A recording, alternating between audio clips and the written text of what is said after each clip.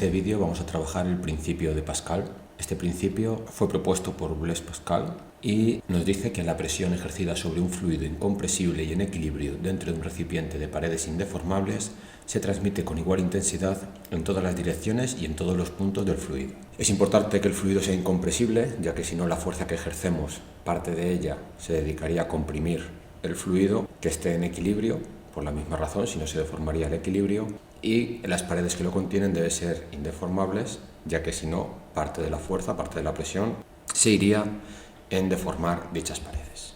Este principio se utiliza muchísimo, tiene muchísimas aplicaciones, pero la más conocida o la más típica es la de la prensa hidráulica. Una prensa hidráulica tendría esta forma de aquí. Tenemos dos émbolos con una superficie 1 y una superficie 2, en el cual vamos a hacer dos fuerzas respectivas, la fuerza 1 y la fuerza 2. Sabemos que podemos definir la presión como fuerza partido por superficie.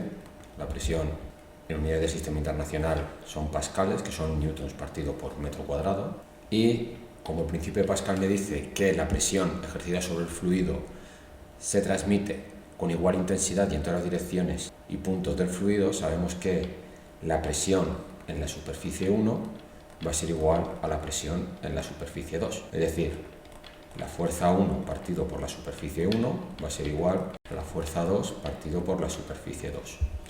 Normalmente en las prensas hidráulicas estas superficies son circulares, de tal manera que la superficie de esos émbolos es pi r cuadrado. Pero eso no quita para que el émbolo tenga cualquier otra forma, cualquier otra superficie, con cualquier otra fórmula. De esta manera, sabiendo las superficies y una de las fuerzas, podemos calcular la otra fuerza, o, sabiendo las fuerzas y una de las superficies, calcular la otra superficie. Podemos ver en el ejemplo de la prensa hidráulica que tenemos una superficie menor y una superficie mayor, de tal manera que, si en la superficie menor ejercemos una fuerza pequeña, el cociente puede ser el mismo que una fuerza grande con una superficie grande. De esta manera, ejerciendo una fuerza pequeña, podemos conseguir una fuerza mayor. Si nosotros ponemos aquí un coche que nos cueste levantarlo mucho, ejerciendo una fuerza pequeña podríamos levantar el coche.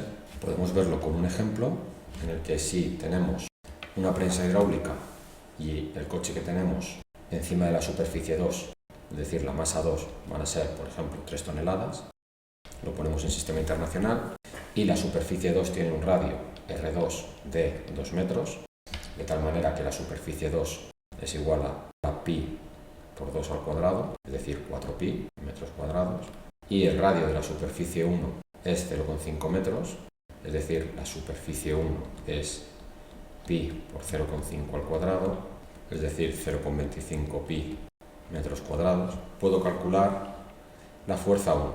Lo primero que tengo que hacer es que la masa 2 no es una fuerza, es una masa. Para que sea una fuerza tengo que calcular el peso ejercido por esa masa, es decir, los 3.000 kilos multiplicado por 9,81, que es el valor de la gravedad.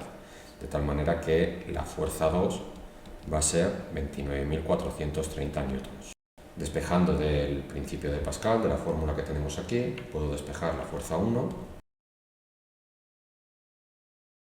Si quiero puedo tachar el valor de pi, aquí lo tengo arriba y abajo, y obtengo que la fuerza 1 va a ser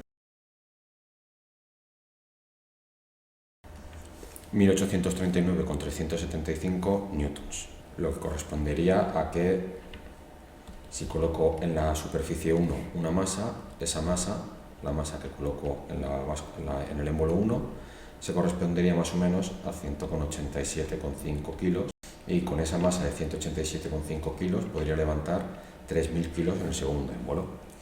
Con esto tendríamos explicado el principio de Pascal.